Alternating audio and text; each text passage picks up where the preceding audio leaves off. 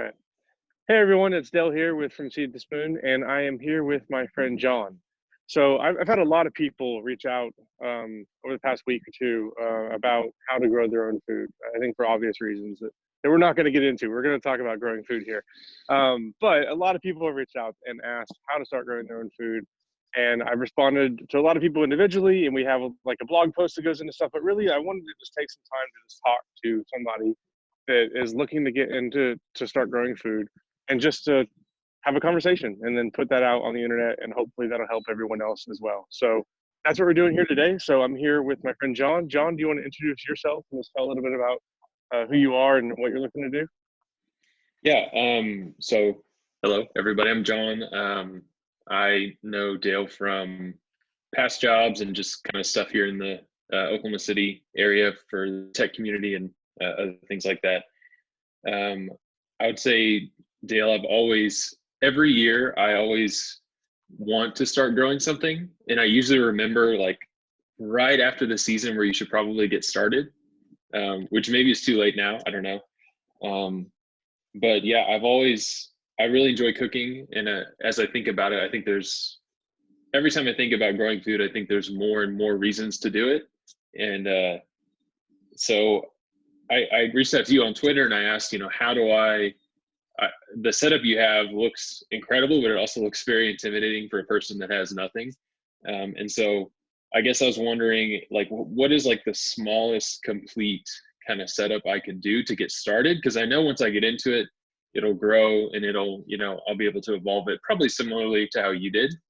But in my head, I'm like, is there like a way I can get a plant in a pot inside? Like how can I do that successfully and then take that, further over time? Yeah, awesome. So let's start there. We actually had a video that came out this morning, or it's coming out today, that goes into some detail about some of this stuff. But I want to kind of show some of the stuff that's going to be in that video. So if I don't cover anything in here, just go check out that other video to everyone that's watching. I'm just going to switch over and show kind of one area that we have that we built to be a model of that, if you will. So yeah. We kind of, when we started talking about growing food and we started showing pictures of our yard, we had some of the same reaction from a lot of people of like, that looks awesome, but that's a lot of work. I'm not doing that. So we built different areas in our garden that were meant to be like demonstration areas of of how you can start. So let's flip the camera around here and show one of our areas we have here. So these are these Smart Pots containers that I'm sure you've seen us talk about somewhere. And these make it really easy to get started. So if you're just wanting to start out with like one plant, like here's how we have some of our Swiss chard here. So this is one like 3 gallon, 5 gallon, I think it's a 3 gallon Smart Pot, a great size for Swiss chard. We have like broccoli and other stuff in that. You mentioned cooking herbs. We've got parsley here. We also have a lot more of these around our patio that are the same basic idea of having cooking herbs nearby. We have this little area here too.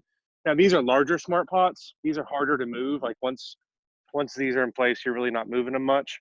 But we have a collection of stuff in here. So we've got oregano here. We've got thyme, got parsley. And then this is like Salad Burnett is the name of this. It tastes just like cucumber. So these leaves are awesome, and like a little wrap or something like that to give it like some fresh flavor. We've got other thyme and chives and stuff like that. And these are all things that we planted like a couple years ago, and they survive all throughout the winter. So that's the nice thing about these cooking herbs. You can just leave them outside and they handle the winters really well here. And are those containers enclosed on the bottom, or are they more just like a shell that it actually, comes into contact with the soil? Because I know for me, I've always put down lawn chemicals, weed killer, fertilizers, and so I thought I had read that you need at least a year of no chemicals to let that kind of dissipate before you can plant. Is that true? Yeah, so if I were in that position, so say like I either put down chemicals or I just bought a house that moved into a place that used to put down chemicals, what I would do, and what I did with this yard was I laid down a layer of cardboard and then a foot of wood chips in this entire backyard. So wherever you want to have your garden, you can do that. And now you've got a good gap in between. Because these Smart Pots, let me grab one of these. They are actually going to like the roots are going to come through the bottom. This one is a baby plant, so it's not doing it yet. But probably this rosemary is. Yeah, you can see this one. See all these roots? Oh, yeah. And that's one of the benefits of these things is that plants are able to get moisture and air from all around, and it really supercharges them. But they are able to pull stuff up too. So if you do have chemicals you're worried about or something like that, then but a really easy way is just create that those cardboard and wood chips as a barrier. You can get wood chips for free too from like compost facilities. They're 100% free. They're a big tractor that's dumped in the back of your truck. Um, so another thing is these smart pots work really well on just like a patio. So like on concrete, they do really well Okay. there too. And another thing is once it starts getting hot, like in July, what we'll do is we'll take these smart pots and put them inside of like a kiddie pool and then fill that with like 2 inches of water. And now they'll drink water from below. So you don't have to worry about your plants Huh. drying out, right? Huh. So it's called sub irrigation, is what that idea is called. And there's a lot of really interesting things you can build that are sub irrigated on the internet. I've gone down all those rabbit holes, but really, like the easiest way to do it is with these smart pots. And then you can just now let me clarify. You need to like be careful because if plants sit in water too long, that can cause root rot and other problems, you know. But when it's 100 degrees here in the summer, you're not going to have that issue. You're just struggling to keep them watered. So Yeah. these things are also super portable. Let me grab one of these other ones 1 second. So these are strawberries in a 25-gallon. They've got these handles. Hmm. So for things like tomatoes and peppers that are more than likely going to battle a couple of hailstorms in Oklahoma through their life, it's nice having them in here because you can just pull them inside whenever you need to. Now, I know you mentioned in your Twitter message, I don't think you mentioned it here yet, that you want to try growing some of these indoors as well. And one thing I wanted to mention about that is it does take a lot of sunlight in order for these plants to really be healthy, and more than they're really able to get in a house. I mean, if you have a south facing window, sometimes it'll be okay, but and for some plants they'll pull it off. Like I got a parsley in my window that's it's doing okay. It's about like 30% capacity of what it could be. Um, you know, but really they like being outside, and all these Mediterranean herbs like sage and rosemary and all of those really thrive in our conditions because they come from the desert area where they have really hot days and then really cold nights, and just this yin yang of temperatures going back and forth, or yo-yo of temperatures going back and forth. So it just makes it a lot easier. So Yeah. So I said indoors just because I assumed that that was the easiest. But if I can take those bags or pots that you showed and just put it out on the patio on concrete, that'd work just as well. yeah, And yeah, things they're like, really go ahead. sorry, go ahead. I was And gonna I was say going to say in. they're really easy to get going with. I mean, you just have to fill in with potting mix. You can make your own potting mix and save money too. I've actually got the supplies for it all behind me here. I don't know if I flip the camera again, but you can see back behind me all these bags back here. So it's just 3 common ingredients of peat moss and vermiculite and compost. You mix them together, and it's a way better than anything we bought from the store. And you can also supplement, like if you have good soil in your yard. I mean, you can try and pull from some of that, but Bermuda is a nightmare to deal with. And if there's one little like strand of Bermuda left in there, it's going to produce a whole new plant. And I didn't have time to mess with that, so that was just okay. Cover the whole backyard with cardboard and wood chips, and it worked out well for us. Yeah. So in a week like this where we're getting, a week's worth of rain, pretty gentle, not, torrential, but are you having to move things around? Like, are you having to take those inside, or can they handle, a week's worth of rain? Oh, they're in heaven right now. They're loving it. That's how I'm dealing with the stress of the world right now. Is I'm coming out here, my plants are all happy, so they're telling me, "Hey, Yeah. everything's great." I'm like, "All right, I'm just gonna hang out with y'all for a little while," because they love it. I mean, like, let me go around and just kind of show you how these plants are looking right now. It's just, it makes me feel good when I see this stuff. Here, look at this. So we've got all these little baby spinach plants that are coming up here. And let me show you what they're going to look like here soon, because we've got full grown spinach that we planted in the fall last year that survived all winter. And now look at it. I mean, it is just Oh, wow. thriving. And this is like, and it produces like so many of these leaves. I mean, it's hard to keep up with even eating it, whenever it comes on. Now it doesn't last that long. That's why you got to stagger your plantings. That's why we've got baby spinach kind of all throughout here mixed with older spinach. We've got like Swiss chard. We've got planted everywhere. And like a few years ago, if you would have told me Swiss chard, I'd be like, first of all, I don't know what that is, so I don't really care.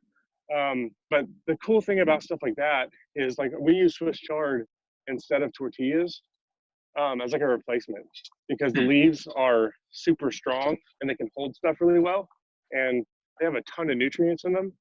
So it's stuff like that that you don't really think about until you start growing. You start thinking differently about food. Like broccoli is the same way. When I first encountered broccoli, I thought of it as this like giant tree looking head that you wait for. It takes like 90 days to grow, and that's really hard. I mean, it's 60 to 90, but it can take a while. And in Oklahoma, it's hard to keep it protected that long. And our first hailstorm taught me that the broccoli plant is completely edible from all of it forever, like from the time it sprouts. The entire plant's edible, and that started. And then there's other varieties of broccoli that start producing a bunch of small heads at like 45 days. So my strategy changed to, instead of trying to grow like these big broccoli heads, we grow these sprouting broccoli. And it turns out if you take the sprouting broccoli and you chop it up and stir fry it, it's basically the inside of an egg roll. It tastes just like it. Weird. Yeah, and it's amazing. And I was like, I've been missing out on this broccoli, fact my whole life. So there's other things too, like beans. Blew my mind when I realized that a dried bean is just an old green bean. I just watched your video on that. I know, I saw that. I was like, wait, how? And then I started thinking like that's crazy. That blew my mind today too. I just found your YouTube channel. I'm going to be watching all your videos in about, as soon as the workday is over. Awesome. Cool. Well, let me know if there's anything that we need to talk more about or anything like that in our videos. It's hard for us to know sometimes like what we should talk about, because we've been living this for 5 years. So like it's hard to have a good grasp of that. It's kind of like software, you get too close to it. Yeah. So for someone like me who has zero experience, I have nothing going. If you were going to be like, here's like, take these what 3 things should I do that I would probably use cooking? Like maybe an herb, and then, I know every week we buy onion, garlic, and then usually either thyme or basil. That's just the stuff that usually fits in our recipes. So what would you recommend me to start with? Great question. I would start, I think you're on the right track because you're focusing on things you already use. So I think for anyone out there, like focus on what you already use. For us, we started with, we're trying to replace our Italian seasoning mix, like we used to buy in the store. So I grew everything that was in that mix. And then once I started trying those, I was like, oh, I really like this. What else is like this? And then that same energy I used to put into like obsessively collecting football cards went into plants. And that's why I've got like all of these. I had like 14 varieties of basil out here last year. And that's like the fun thing of it for me, is just trying to find new ways to make meals taste better. Because we went on this quest to live off of rice and beans and protein for about 3 months.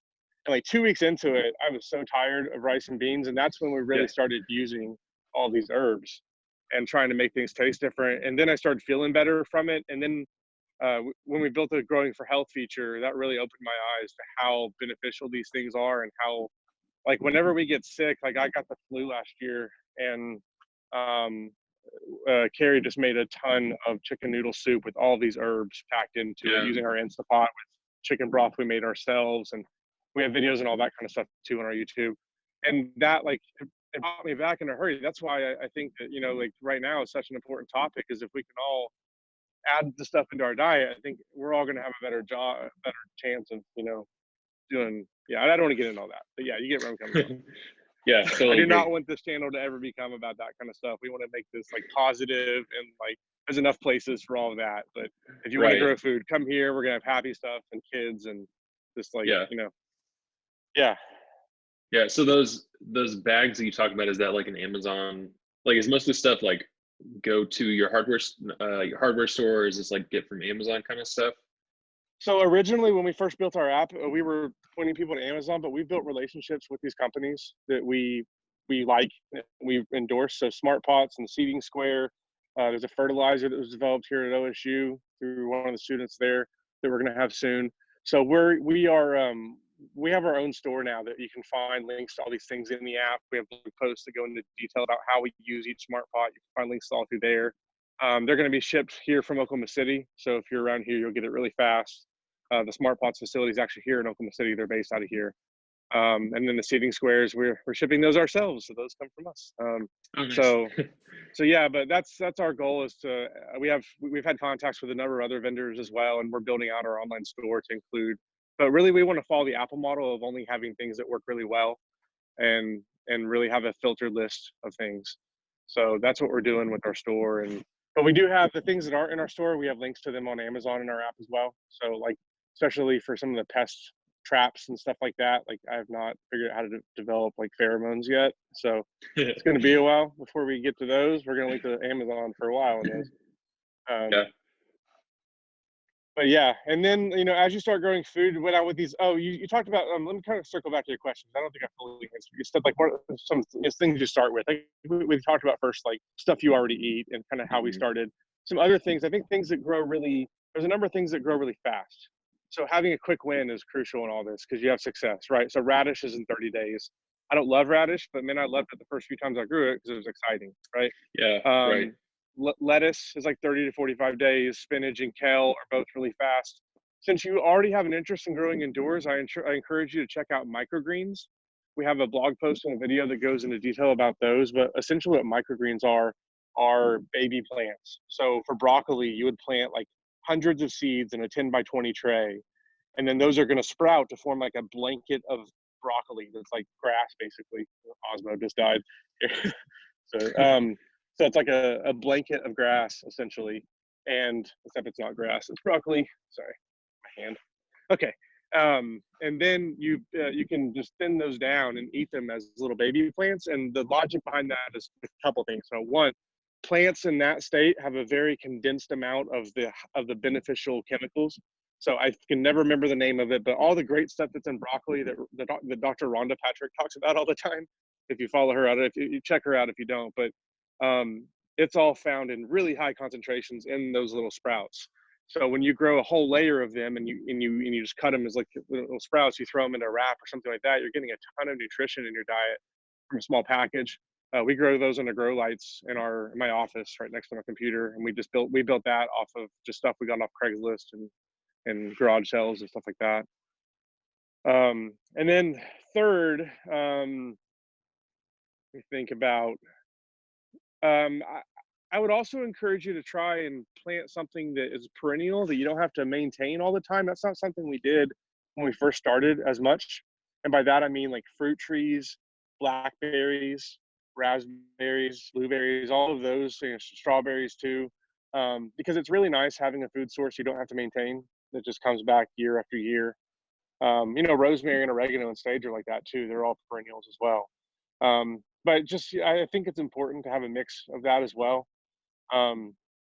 Also, another thing I'll say is if you do want to grow something like tomatoes, or some sort of fruit like that, you're going to have more success if you start with smaller varieties. So cherry tomatoes are way easier to grow than the big ones. Same for watermelons, cantaloupe, cucumbers, everything. Basically, the smaller it is, the easier it is to grow, the more that you're going to get from it, and the happier you're probably going to be with your growing experience. And then once you feel like you get good at that, then you can start working your way up to bigger ones. Yeah, hopefully that kind of gives you some places to start. I think another thing I want to recommend too is if you have a fence anywhere or something like that, peas or beans are so easy to grow. Let me show you how ours are doing over here. So this is a trellis that we built. We just had a video that came out yesterday that shows how we build these trellises. It's just stuff we get from Tractor Supply or Lowe's basically, and then T-posts. And these peas are just planted at the very bottom. And then they're going to grow up this entire fence and take it over. And we're going to have so many peas from that. And it's so easy to grow. I mean, and then once it gets a little bit warmer, you'll switch from peas to beans. They're in the same family. They grow the same way. And then once it gets colder again, you switch back to peas. So you have one of those going all year and you just have it going up a fence. And it's so easy. And then the great thing about those plants is they make the soil better for the plants that come after them because they can take nitrogen out of the air and put it down into the soil, which is a pretty unique ability for plants of that family. So is there anything, since we're still spring and approaching summer in an area where it does get incredibly hot, is there anything that is like abnormally difficult to do like in Oklahoma summer? Like if I'm really excited Yeah, about tomatoes and then they just get smoked on my first try, is there anything to like avoid? no, you'll do fine with tomatoes. I think the key with tomatoes is just give them some protection in the afternoon. So have them on like the side of your house to get shaded from like 3 o'clock on.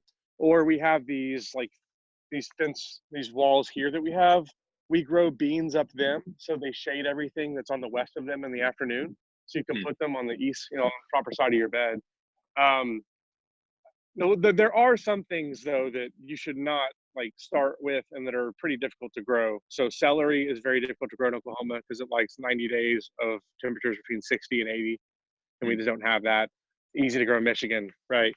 There's also if you try and plant a blueberry directly in the ground, you have a hard time because they like very acidic soil, and our soil here is pretty alkaline. So it's better to plant those in the container. Now, these are all things I would say like in the app for each plant when you go to it. These are the kind of things we're telling you up in that first paragraph of, hey, here's like kind of what you need to know about this going into it. That's how we built that like opening description field to be. Um, there's some other things too, like trying to think what else is difficult in Oklahoma. Um, yeah, I think that the biggest things are just those plants that require a long time of temperatures being moderate because we just don't have that. Our growing season is it's nice because we have two growing seasons, like fall and spring. I mean, spring and fall are both growing seasons here. And then even in the summer, you can grow okra and basil and peppers and tomatoes and all sorts of stuff through the summer. Um, One thing I want to mention too is once if you do want to grow greens, one thing that kind of caught me off guard was once we hit May, they stop growing here, or what they do is they bolt and go to seed because they can't handle the heat. So they form like a really thick stalk in the middle, shoot up in the air, and they produce all their seeds up at the top, and all the leaves become bitter, and at that point they're done. That caught me off guard because we went from having all these salads and everything, and then May, it's nothing. It's, oh, what do I do now with all this stuff? And it's just a bunch of peppers and tomatoes and stuff. So we switched to some other greens in the summer. So there's New Zealand spinach, which is not a spinach at all, but it's called that, and it tastes kind of like spinach, and it grows really well in the summer. There's sweet potato greens. You can eat those as well. So sweet potatoes grow really well in the summer here, and the greens that come off of them, those are edible. Hmm. There's uh, there's a couple other greens. There's some lettuces that do well in the heat too. Some lettuces that were developed out in Nevada. So there's some other things that you can switch to. I think another key there too is just making sure that you're using your shade properly. So we're planting our spinach to be in the shade in May. So we're planting stuff on the side of it so it's shaded, and we're like we're taking that into account. Okay, yeah, that makes sense. So how do like things like, would you call them root vegetables like onion, carrot, stuff like that? Are those generally easier or noob friendly? Yeah, so onions are really easy to grow. Let me show you how those work. So you don't have to do a seed or anything. You buy them in the bundles from the store, and they're like in a pack of like 50 of them all bundled together. And they'll look. These are a couple weeks old now. We've got a video of our 2-year-old planting these. Actually, she planted all of these. She loves it. And you just go through and dig a little hole and then drop them down in there. So these are our onions. Garlic is similar. It's just you take the. I can never remember if it's the bulb or the clove, but the little, like the not the overall thing, but the little bulb that's in it, right? You Right. take that out of the garlic, you plant that. That makes a new garlic plant. It's really easy. One thing about garlic is it needs to go through a freeze cycle before it'll grow properly. So what you can do, since we're not going to have a great freeze cycle now at this point, you can take the garlic bulbs, put them in a bag of soil, and put them in the freezer for 3 weeks, and then take Hmm. them out, let them thaw, and then you tricked them basically. And now they think they went through a freeze cycle, and now you can plant them. So that's a way you can get garlic now. Like you could do that, put them in the freezer now, and then plant them in 3 weeks, and you'll be good on that. Another thing I want to mention is when we first started, I did not understand the difference between onions and chives and why you need both. And basically the logic there is if you cut the greens off of your onions that are developing bulbs, they're not going to develop bulbs very well because they need the green in order to make a bulb.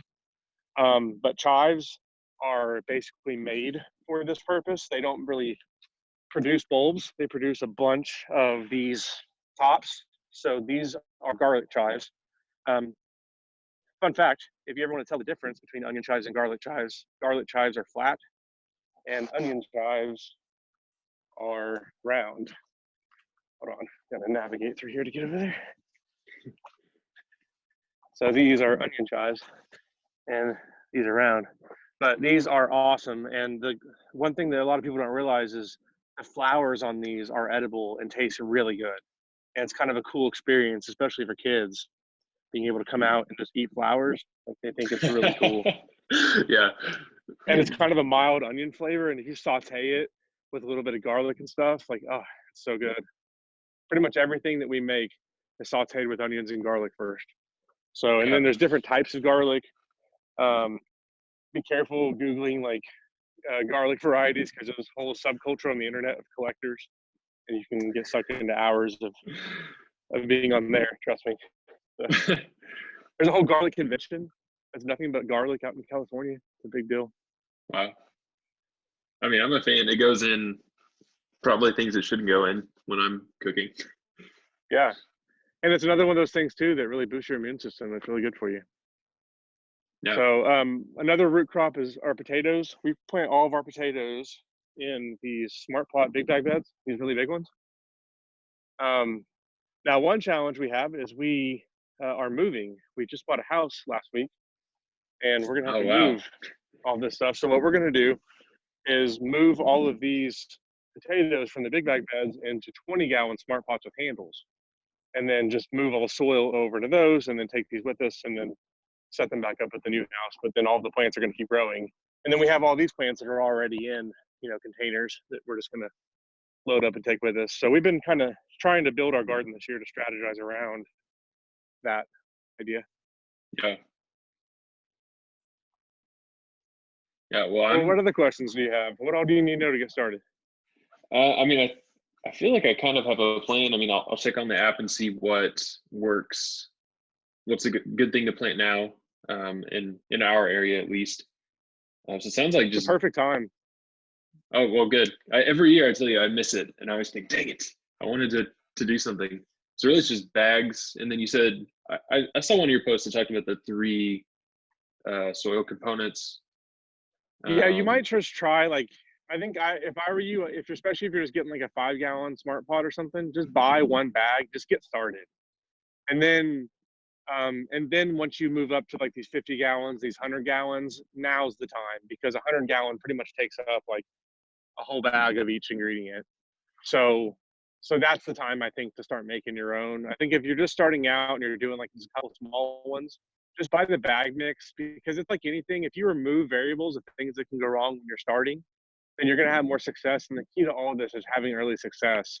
I tried to grow tomatoes like 15 years ago at this point, and I quit after like 2 weeks, and I just had no interest in gardening until like 10 years later. And I think one way that you can prevent some of that stuff, like back then I built all these beds, I filled them with all this stuff. I spent like, I went too deep on it too early before I had success. You've got to have those early wins and you've got to have success. So things like radish and lettuce and all that will really help with it. Yeah, no, that makes sense, and that's what I want to. I want to be able to get that first quick win, and then because all that stuff in watching and seeing your process, seeing all the things, I can see myself like going down that rabbit hole and just kind of expanding and expanding it. But the thought of like digging up parts of my yard or like putting a bunch of stuff over my backyard is kind of overwhelming, and so those just having like a pot I can put outside on the porch would be great. Yeah, I'm definitely trying to lure you over to the dark side of gardening here. So I'm definitely trying to lure. I could see it too. The force is stronger than you. I know that if you get I'm started ready. on this, you're gonna take off. Oh yeah, I don't know why. I've always enjoyed cooking, but I don't know. I think as I get more and more involved with tech stuff, the more I want to kind of come back to like physical things, and so the draw is there. It's growing. I feel sorry for my wife who's about to endure another 6 to 9 months deep dive in another another topic, but it's a Yeah. good result. Yep. Well, it was good to chat. If you wanna do this again, I'm open anytime. We can follow up, and once you get started and take everyone else through this journey with us. Yeah, I'll make sure I put out some progress pics on Twitter and tag you in them so you can see how I'm doing. Awesome. You want to tell everyone how they can follow you in case they want to follow along with your gardening journey? Oh yeah, sure. It's just at John Mosesman on Twitter. That's John Moses Man, and I mostly make jokes about tech stuff, but there's a lot more cooking things that are showing up recently in the feed. So yeah, say hi and let me know if you've already done this and you have pro tips. Please send them. Awesome. Well, thanks for doing this, John. And if anyone else has questions, leave them in the comments down below. And yeah, until next time, we'll see you later. Yeah, Thanks. thank you.